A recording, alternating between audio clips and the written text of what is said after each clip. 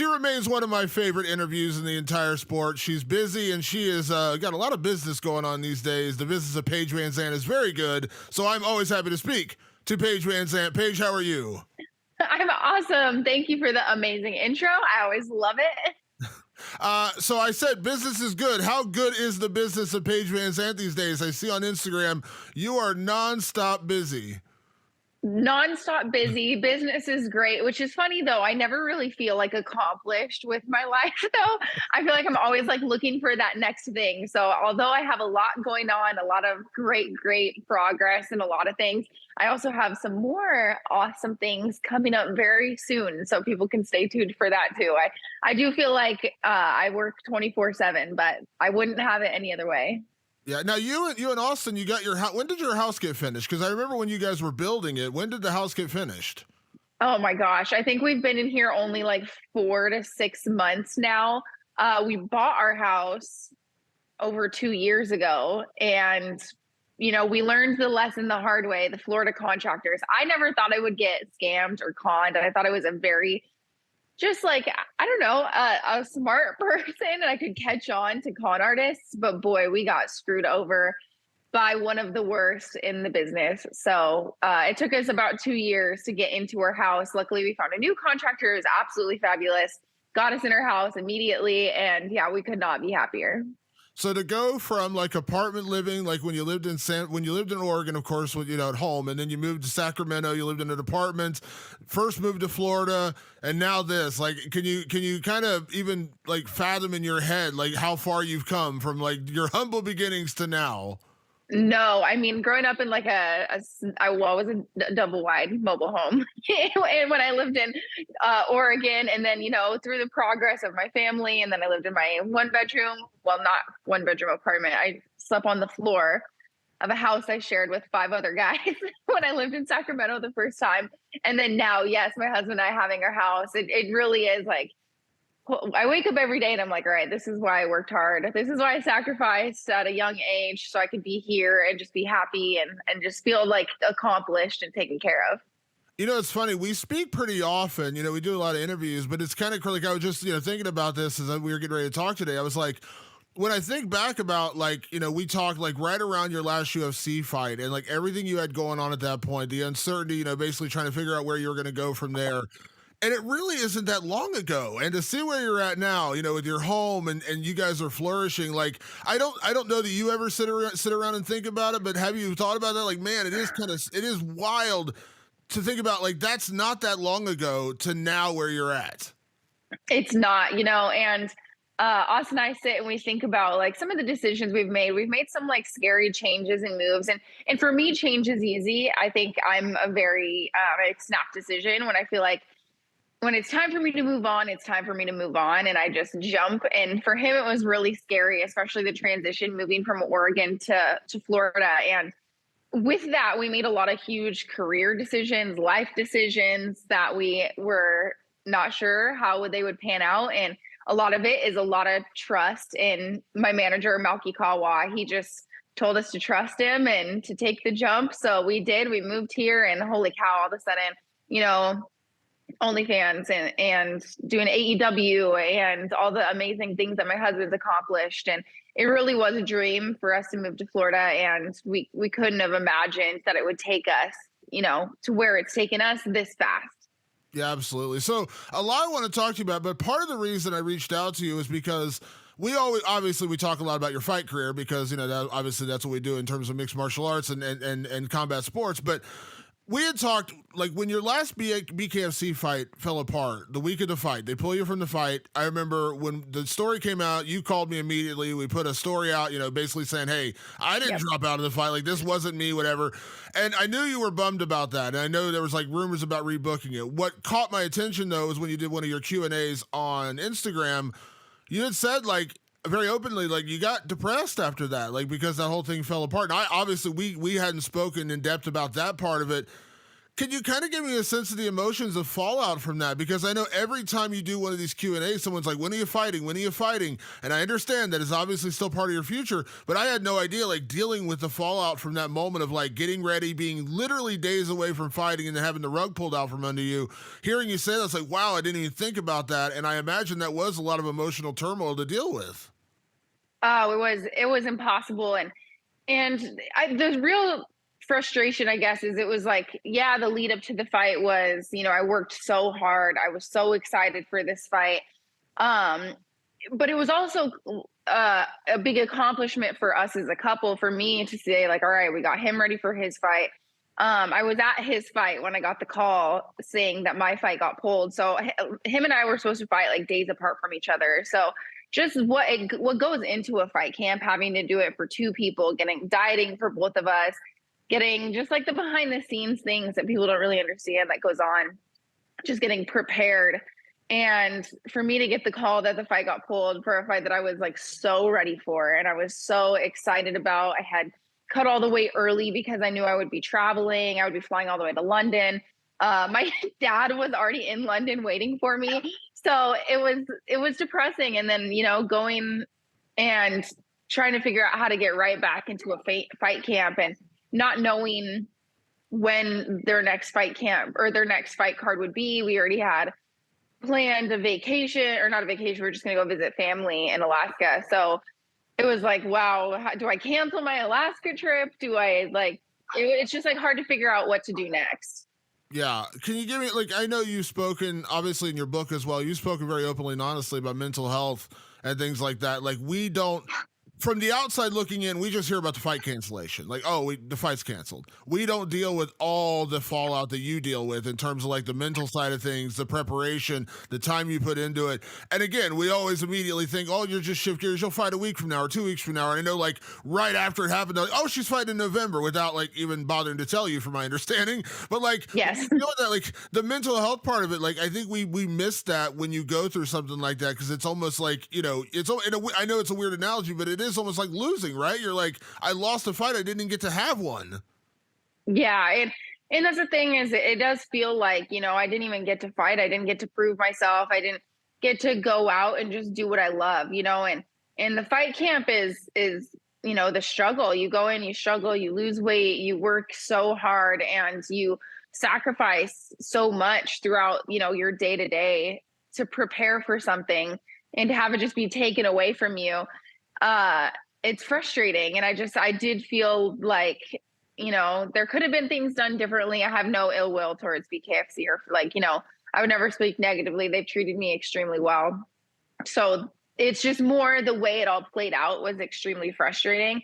And yeah, being somebody who's been open about like mental health, and I try my hardest to speak, confidently, and to have a confidence about myself. I do know how successful I've been and what I've accomplished in life, but I do know I have some of the best haters in the world, and they don't let me forget. So it's hard to quiet that noise, and especially dealing with all of that leading up to a fight camp. I was just speaking to a friend of mine at American Top Team, K Rock. She's an extremely talented fighter, and she was just like speaking about like what she sees I go through in preparation for a fight. And I was like, yeah, I don't miss.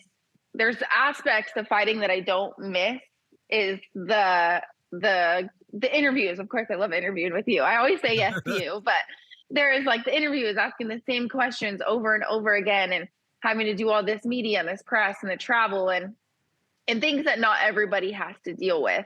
And when you go into a fight camp and you get all that taken away, and you go through the whole process, right? Like, I went through the whole process of getting to the fight, and then it's like I didn't even get to like feel the reward of all the hard work. Yeah, that's and that's the rough part of it. And I know from your Instagram, you're still training American Top Team, you're still working. But one thing I love that you said in that Instagram video, once again, one of the reasons I reached out, because you said, like, when are you fighting again? You said, you're getting back in the gym, you're enjoying it, and when you feel like the time is right, you'll jump back in there. We all understand the financial side of fighting. Some people who fight, they have to fight, and I get it. Like, it is called prize fighting for a reason, but I do feel like there are times when guys or girls will fight with injuries. They'll fight through, I remember guys fighting through, death in the family, like serious issues. Like you're Yep. not mentally there to fight, but they have to. They have no other option. They're like, I need to make a paycheck. I got kids. I got this. I got that. Obviously, we know you've become very successful outside of the cage in recent years. Do you feel like that's a big part of your freedom now, to where you're training for yourself, and when you actually feel ready to fight again, that's when you fight? Like, you're not being forced into it. You're like, hey, you know what? Maybe it's 2 months from now. Maybe it's 8 months from now. Maybe it's a year from now. That's all okay because I can choose when I do this. Oh, absolutely. And I feel like I am at a position where it's like, you know what? I'm having fun just working out and training right now. And I'm going back to like when I first started. I want to find that spark and that passion again, to where I'm not fighting to like make the president of the company happy. I'm not fighting for sponsors. I'm not fighting for my family to try to help them out, to get them off to get them through dark times. And for me, I actually am in a great place. I can do all these things that I actually like set out to do. I can help my family. I can do these things, but I don't have to go like I don't have to fight for that to be possible. So now it's like, oh yeah, I get to just choose when I get to fight, and it's really nice. And I think, I'm only 29. I think people forget I've had a really long career at a young age, still in my 20s. So I think for me, it's like, yeah, I get to take my time. I get to just train. I think a big part of what I had said in the Instagram video was, right now I just want to get better. Like, I've never really, since I started my career, focused on just getting better. I was always preparing to fight somebody or preparing for the next big opportunity. Whereas now I'm actually just trying to like get my skills better. And beyond that, there's just so many things that I'm passionate about. Like right now, like I would love to work with the AEW again. I would love to get back and wrestle. I had such an amazing time with my first tag team match. Like, on the back of my mind, I'm like, you know what? I'm getting that itch to wrestle again. So I try to just focus on what's making me happy in the moment. And right now, training is making me happy. Preparation for an AEW match is making me happy. And just, being successful and not really putting myself in things that are going to cause my mental health to have issue. Yeah. When it comes to fighting, and obviously, again, when that happens is going to be totally on your decision. Is it still bare knuckle? Is that still the idea? Is that still what you want to do? Because I know I talked to Dave Feldman a few months ago, and, he had nothing but, high praise for you. And he said, you know what? Like, I love her passion. I love the energy she brings in. We absolutely want to have her back, but, it's up to her when she wants to come back. So is it still bare knuckle? Is that still the plan eventually, like down the road? Oh, it's definitely bare knuckle still. And I don't know if it's down the road 6 months. I don't know if it's down the road a year. I really I haven't decided yet. And I'm going to leave a lot of that up to my managers and my coaches, and just work on this time to get better and enjoy the training and not worry, I guess, about signing a fight contract right away. But it's definitely bare knuckle. I loved bare knuckle boxing. I've now gone 10 rounds in bare knuckle boxing, but I'm searching for that victory. I'm searching for a lot of things in bare knuckle boxing still that I feel like I haven't accomplished. And it'll definitely be with BKFC. Again, amazing organization. I love Dave Feldman. I would love to work behind the scenes with them a little more, even doing some of their, commentary work, maybe be more involved with the show. I love the way they treat everybody. So I could definitely see myself being more integrated and in their company at some point, but it's BKFC. When you signed with them, it was such a big moment, such a big signing for them. And obviously your first fight was massive. Have you enjoyed, just on the outside looking in, seeing the growth of BKFC? Is it kind of crazy? Like, we had that card in April where like Conor McGregor's getting in the ring and doing a face off with Mike Perry. Like, is it wild to think just over the past couple of years, like since you signed with them, how big BKFC has gotten? Oh, they have taken off. And I would love to think that I was a part of it, but I know they took a risk on me. They've taken a lot of very, very smart risks in their journey and their growth lately. I don't know, Dave Feldman is a genius, and he's making some big power moves, but they also have to be, look at what Mike Perry's done for them. He's incredible. Like, we're looking back at, Mike Perry's career. Who could have ever known? Imagine if me and my husband have these talks. Like, imagine if Mike signed with BKFC or only did bare knuckle boxing, he would be looked at as one of the greatest fighters on the planet. Like, he has just made waves and momentum through BKFC, and I'm so excited to see where his career goes next. And I was so bummed out. I really thought he was going to get pulled to do the Jake Paul fight. I really thought he was going to get bumped up, and I was really excited to see that. Yeah, absolutely, absolutely. So now, Paige, of course, when you're not fighting, you have a lot of other things going on, and obviously, a big part of that is running your OnlyFans and things like that. And I saw an interview you did a couple months ago, and they were asking. Of course, everyone always asks you about the financials of like what you're doing. Yeah. And you talk about this on your Instagram. You have, I think it's on your Instagram. It says best haters in the world, and it's funny Yep. to me because it seems like it's like always the most successful people that have the biggest haters, right? Like that's how it goes. But like, can you give me a sense of like how much happier you are now? Like you're kind of your own boss now. Like you don't have to do anything. Like if you want to fight, you can fight. If you want to pursue wrestling, you can do that. If you want to go into acting, I know we've talked before about doing acting roles, things like that, you can do that. Do you feel like this is giving you the freedom to make choices on your own? Because now you are very much your own boss. Like when you're in the UFC, you're basically you're living and dying at the matchmaker's timing, Dana White's timing, things like that. You're you're the boss now. You decide when Yes. how much joy does it give you that like now you have the power to do whatever you want because of something you did for yourself? Oh, it makes me so happy. And truly, it's going from being an employee to being the boss of my own company. So I do feel like I've stepped into an entirely new realm of success where I get to determine my future. I get to determine every move that I make. And there's a scary aspect to it, just knowing that I'm dictating every decision that I make. But yeah, I couldn't be more happy. And of course, I'm very happy, but I'm never satisfied. I'm always looking for that next opportunity, the next move. I think that's what's carried me through the entirety of my career, is always setting myself up with the next big thing.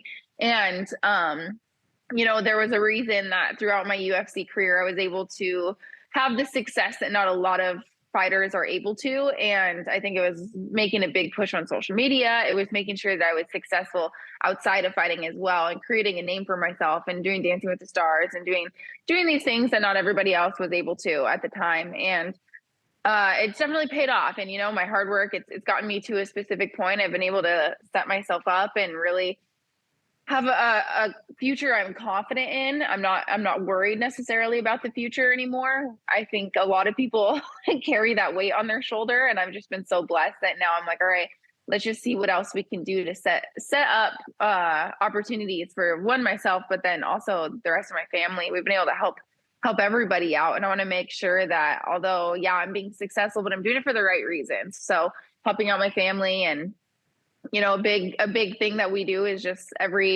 for December, we'll be going to spend 2 weeks in Alaska with our family, and just doing what we can to make all the sacrifices worth it for everybody.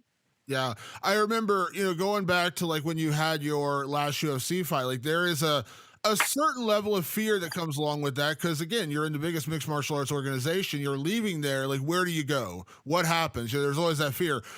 When you started your own website a few years ago, like I know there's an inherent fear there, right? Like I'm putting myself out there, in a way that I've never done before. How are people going to react? How is this going to go?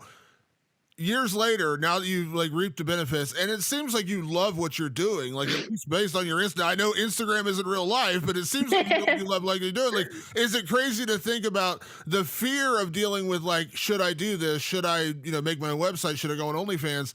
To where you're at now, to where it's actually giving you the financial freedom to where you can do whatever you want, and it seems like you are genuinely happy. Is it crazy to think about that transition, that timing? Because it is scary, right? Like you're putting yourself out there to the world. But again, it does seem like you've really fallen in love with this. Oh, looking back, so when I kind of had my mind made up that I was ready to leave the UFC. So when they came with their offer when I became a free agent, they came with their offer to re-sign me. And I was already like moved on. I was like, you know what? That part of my life is closed. I'm ready for the next chapter. And I didn't know what it would be. So we had all these organizations calling me, making their offers, and I just wasn't sure what to do. It was just like such a scary time because I had so many amazing people reaching out, wanting me, I guess, which was a very blessed place to be, but it was also scary because it's like, all right, every single decision I make over the next like 24 hours is going to dictate the rest of my life. And so making the transition to BKFC, I'm really happy I did it still. I'm so super happy with the decision. Then the website, I had prior managers that I had already had it in the back of my mind. I was like, hey, you know what? I love my body. I love being sexy. It's a big part of who I am. Uh, should I do these websites and da da da? And, you know, I had prior managers. They were like, no, no, no, you have to stay away. You'll lose all your sponsors. No one will ever want to work with you. So then, you know, more big changes. I signed with First Round Management and Malky Kawa, and I kind of brought it up to him. And I was like, what do you think? And he's like, if you're comfortable with it, he was like, hell yes. Like, if you want to, it is on you. But if you're okay with it, you're going to kill it. And he just kind of saw like a business mindset that not a lot of other people were able to see. And so I was like, okay, you know what? And I launched it actually right before my first BKFC fight. I made the announcement, and I'm in the car on the way from the press conference back to my hotel, and I like logged in, and it had only been live for like an hour, and I was seeing the subscribers go up, and I think I had like 52,000 subscribers at one point, and I was like showing my husband, and I was like, oh my word. Like that moment driving back to the fight, I was of course extremely excited to fight, but I was also like, our lives just changed forever. Like, all right, this is okay. This is gonna work out. You know, all the risks was worth it. If I don't work with another sponsor ever again, we're gonna be fine.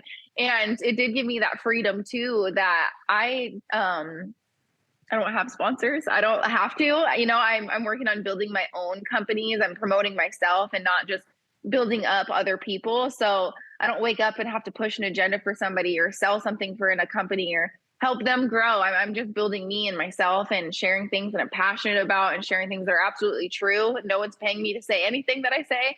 So it's all coming straight from the source. Yeah. You know, it's funny when you talk about the UFC, when you had that last fight in the UFC, I don't think a lot of people know, like they tried to re-sign you. They wanted to re-sign you. And Paige, that would have been the safe choice. Like you had been in the UFC for a lot of years. You kind of built your career there. That would have been the safe choice to just re-sign with them. You know what I mean? Take the money, take the contract, and just go back to the UFC, continue to improve and you know, work towards rankings or whatever you want to work towards. You took the risk and you bet on yourself.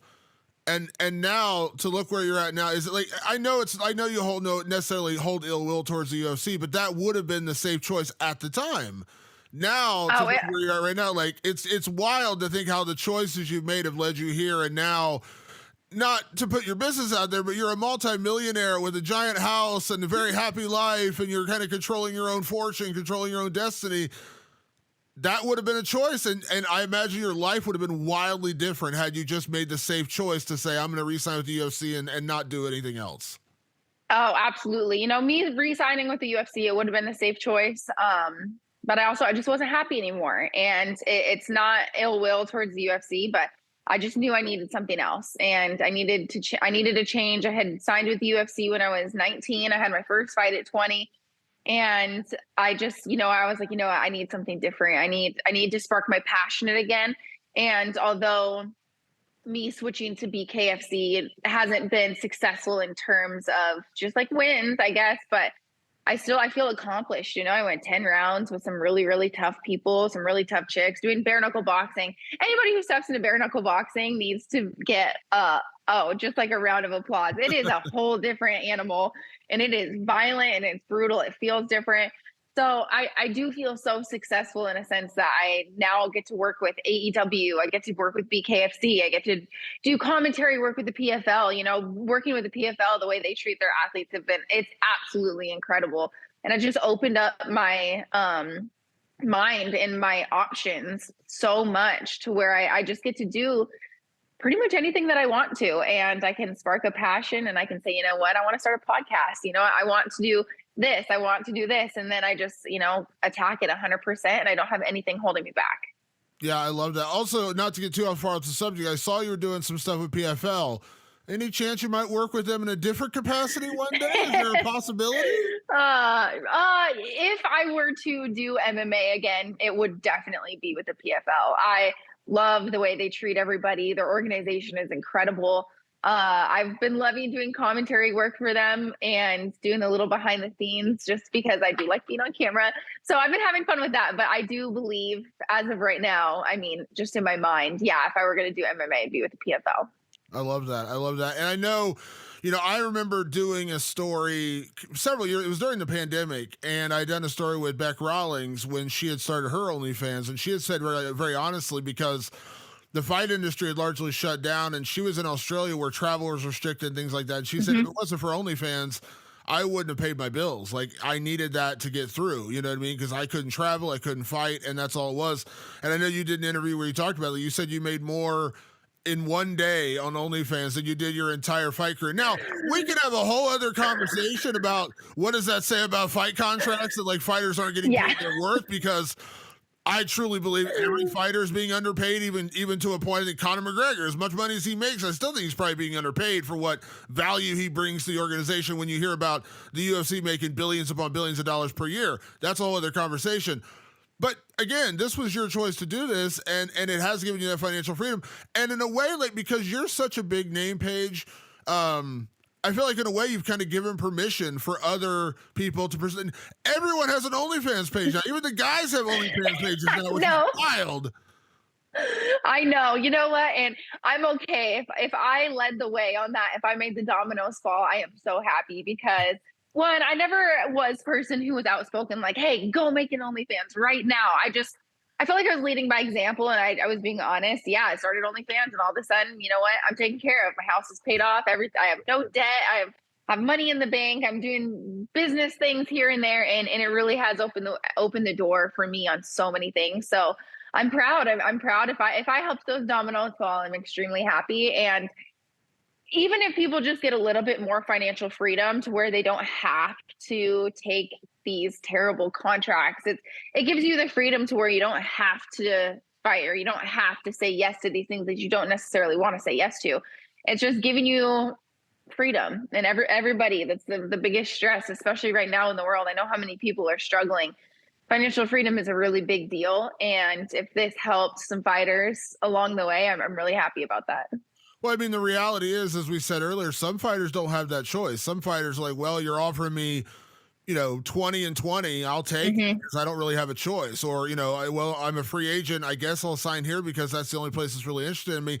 And obviously, listen, your level of success with OnlyFans is not going to be everybody's level of success for OnlyFans. But whether it's OnlyFans or whatever else you're doing, having that freedom to say, you know what, this contract isn't what I need right now. This contract isn't paying me what I'm worth. And I think, Paige, if there's one thing I've known about you over this process of these last few years, like I feel like you now know your worth. Like you know your worth. So if somebody came to you and said, "Hey, we want you to fight for us. Here's this contract," and if it wasn't what you wanted, again, not that you need to fight for money. I know we've had this conversation before. You don't need to fight for money anymore, but you also understand your value. You understand your worth, and I imagine that's a big part of it. To where you're not like, you know what? I wouldn't take that now. Like if the UFC came calling again and said, "Hey, Paige, we want to re-sign you, and here's a contract with 60 and 60 or 80 and 80," you could laugh and be like, "There's no chance I'm taking that money," because you have your freedom to do that now. Exactly. And I do, financial freedom is just such a big deal. And I mean, don't get me wrong, I do want people to know like I mean, OnlyFans, it's not easy, I mean, I've chosen to live on my phone and my computer for pretty much the majority of my life. But yeah, I have to be thankful to all the people who subscribe. I have to be thankful to my career that got me to this point to where I am successful on a platform like this. And yeah, now it's just being able to tell people no. And I was, growing up, you look at the contracts like, transparently, when I signed to the UFC, I think I made 8-8 my first fight. So 8,000 to win, or 8,000 to show, 8,000 to win. And that was I think the standard contract back in the day. And for me, that was a ton of money. Like that was a big deal. And growing up and I was really young, but now being a little bit more immersed in the industry and immersed in the business world, I see there's so much more money out there. People have no idea. And if you don't ask, the answer is always no. So you got to fight for yourself. And it's given me a position to where I know my value. I know market value for people, and I know what the real number is. And for me, it's being able to spend, if contracts take 6 extra months to negotiate where I feel like the number needs to be, it takes 6 extra months. And it just gives me the freedom to have the negotiations and to look people in the eye and say like, no, I know how much money is out there in the world. I know how much money you have, and I know how much you're going to give me. So it's just having knowledge too, I guess I've gained over the years of fighting and being in the industry, I guess, is there's a lot more money out there than you think. I remember speaking to Joanna Jędrzejczyk after her retirement, and she had said at that time that she wanted to get into MMA management because she felt like she could really bring something, Mhm. a level of knowledge to help fighters. Obviously, you have great representation. I know Malky very well. Is there a chance you would ever consider getting into representation? Because I feel like now, like you have that knowledge and you have like you are it's the old Jay-Z quote, you're no longer a businessman, Paige VanZant is a businessman. Yeah. Like, is there any chance you would ever consider like transitioning into that role down the road? I thought about it, and for me, I don't necessarily think that when I was contemplating starting a management company, it was more to help represent women and represent females in, OnlyFans and in represent girls in these contracts that are, a little bit more of a male dominated industry, but having a voice that's been there. I made a long Actually, I thought about it for a really long time. I even bought a domain name. I paid for the business license. And then looking back, and speaking with Malky and seeing everything that he does behind the scenes, that is a full-time job. And right now, I owe it to myself, being as young as I am, to continue my career and focusing on me. Right now, I'm in the Paige VanZant business, and that's what I'm paying attention to. And there's always going to be those opportunities to help other people out along the way as far as management. But right now, my focus is on me and what I can do to make myself and my family successful. Um, I think management is a full-time job, and that's it's something that I do want. I want to learn more along the way, and hopefully have some knowledge, and maybe later down the road, I'll think about it again. You're 29. Maybe we'll have this conversation again, maybe 39. And like I said, you got plenty of time to do that, right? Like you can do it down the road. You don't have to do it today. Exactly. Yeah. 29 still. So I just think there's a lot of stuff that I'm focusing on.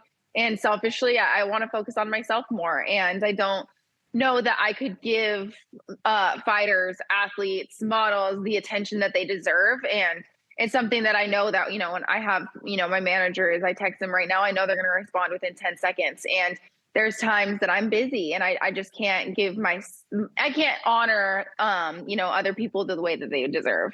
Yeah, but one day, like I said, consulting business, whatever it is, taking that advice, because like I said, you've taken a lot of risks on yourself. You bet on yourself Yeah. over and over and over again, and you continue to win. So I think that's a business model that you could help other fighters with, whether it's, fight contracts or OnlyFans, whatever it is. Like I feel like you have that knowledge Absolutely. now. You could absolutely impart that on them.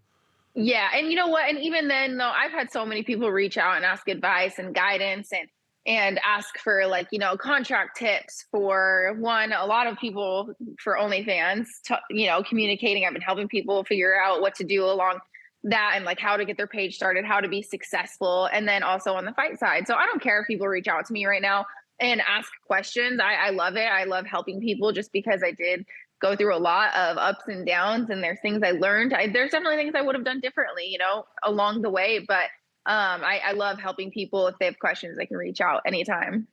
Two last questions. I'll get you out of here on this. One, I know that we talk about all the millions of things you're doing. You talked about potentially going back to AEW, getting back into wrestling. Of course, fighting Mhm. is still out there. And of course, modeling is very big. I also know you filmed a part in a horror movie not that long ago, and I Yeah. actually interviewed Bryce Hall when he fought in BKFC. Uh-huh. He raved about you. He raved about the film. Is that still something you want to pursue more down the road? Because it feels like, I know we've talked, like even during your UFC career, we had talked about like doing a Marvel movie, doing things like that because you're so action oriented. But obviously, you've been a model and things like that. Like, is there a chance that that becomes more? I don't know how much of a focus you want to put on that. I know you've done it, but is that something that could become a more relevant part of your life down the road?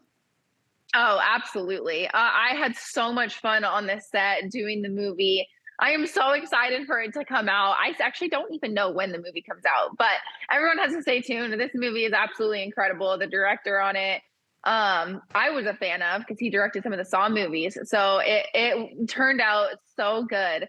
I definitely see myself being in acting roles and film down the road. It was so much fun. And what people don't realize is when I was like 10 years old, I took 3 months and I lived in LA to try to do pilot season, which is where you go and you try out for movies and TV shows. I really thought my big break when I was 10 would be in film and TV. And I never knew that I would have to become a professional fighter first, but I definitely see myself doing movie roles, or at least I hope doing movie roles down the road. And I'm going to get some acting lessons so I get a little bit better. But I love it. I love it. Last thing I mentioned earlier on your Instagram, you have the quote, best haters in the world, and it's so funny because when you become a popular anything, I don't care whether you're a fighter, a singer, a influencer, whatever it is, there's just so much negativity that gets thrown your way for no reason, And I remember Yeah. I had texted you like you had addressed it publicly online about body image issues, and I was like,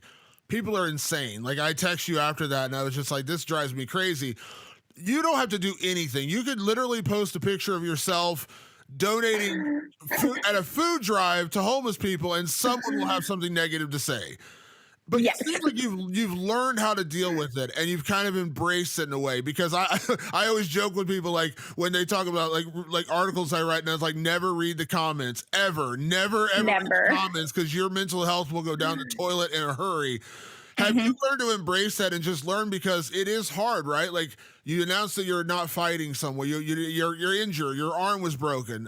A million sudden people have an opinion on that. You post a picture of yourself in a bikini. A million people have an opinion on that. Yep. Have you learned? Like, it seems like you've learned to I won't say embrace the hate. I think that's the wrong way to say it, but to just drown out the noise and not let it bother you, because I think we lose track of how much that can affect you. Like people, because you're a superstar, Paige, people figure, oh, she's, we can say whatever we want. She's got money and she's got power, and who cares what we say to her? Paige, you're still a person. They're not trying to play therapist here, but you're still a person. It still hurts when they, forget my language, they say shitty things to you. Yes. Well, and I think that people don't realize that see like a celebrity and I look at people like Kim Kardashian and you see all the negative comments they get and you forget they're human. That's a real person that goes through real life struggles every single day. So I have, I was at a point where I was like, gosh, I need to think about what I post. I'm like, oh, I'm not going to post that because that'll cause my comment section to go crazy. I can't post this because that'll have more haters. And now I've gotten to a point where all my captions, I posted something on Twitter and I was like, hey haters, make sure you comment on this because it makes the post go viral. So it's just embracing it all. And there's so much I could say about the mindset of a person who comments something negative online, but it's it's just not even worth it. I just, there's always going to be those negative people, but I have to remember, as long as people are paying attention to me, that I'm still doing something right. Once the comment section dies down and I realize, all right, I need to start working hard again. I need to start making some noise. I need more haters to be successful. And yeah, it is. The more success you have, the more haters you have. And, and I have more stuff for them to be mad at. I'm really excited. Austin and I are actually launching a podcast in our speakeasy. So I don't know if you saw on Instagram, I shared our little bar that we have in here. We created a cool bar. So we're going to launch a podcast and people can hear me a lot more often, and they're going to have so much more to hate on me for. And I'm excited just because I feel like I am so just on my P's and Q's on Instagram. I try to be very even keen, but on the podcast, I'm going to let it all out and give my true opinion on life and everything that goes on. I don't think jealousy works for anybody. I don't like jealousy, but I will say, Paige, when I saw your video with the hidden door leading into the speaking, my dream, I've always dreamed of having a hidden lair in my house where you open a bookcase and there's a hidden room. When I saw that, I was like, oh, that's awesome. I'm so excited. I know. And I actually, Israel Adesanya messaged me on Instagram and he's like, that's so sick. And I think he's making one in his house too. So now I'm just everybody needs a secret hidden lair in their house. Ours is a bar. It's pirate themed. So I think we're going to go in there and have some drinks and spill some tea on life. Well, just so you know, you start your own podcast, you have your own media platform. Sorry, you're not escaping. We're still doing interviews. I'm telling you that right now. You're not escaping that. I know you're gonna have your own platform now, but 100%. I'm still gonna hit you up. Oh, well, I told Austin, I was like, you know what? I'm going to text Damon. I need to, from a journalist perspective, what do people want to know? What do they want to hear? So I was going to ask some prompts for you for the first episode, what I should say. Absolutely. I'm always happy to help. And obviously, make sure to tell Austin I said hello as well. I haven't spoken to Austin in a little while. I know there's a lot, you said on Instagram, there's a lot of uncertainty right now, unfortunately, with this whole Bellator situation, what's going on with him. But it seems like you guys are happier than ever. I know that's unfortunate that there's this uncertainty with this fight fight career, but obviously he'll bounce somewhere wherever that ends up being. I'm sure he'll be fine. Maybe PFL's an option. Just throwing that out there. Who knows? But obviously, again, congratulations on all your success. It's just amazing to see you doing what you're doing. Obviously, whenever you come back to the fight game, we'll be happy to have you there as well. But congratulations on all the success. Obviously, say hello to Austin for me. And any questions, anytime you ever need anything, don't ever hesitate to reach out. Oh, I definitely will. I'm excited. Paige, we'll talk soon, okay? Yep. Thank you so much. Bye. Bye-bye.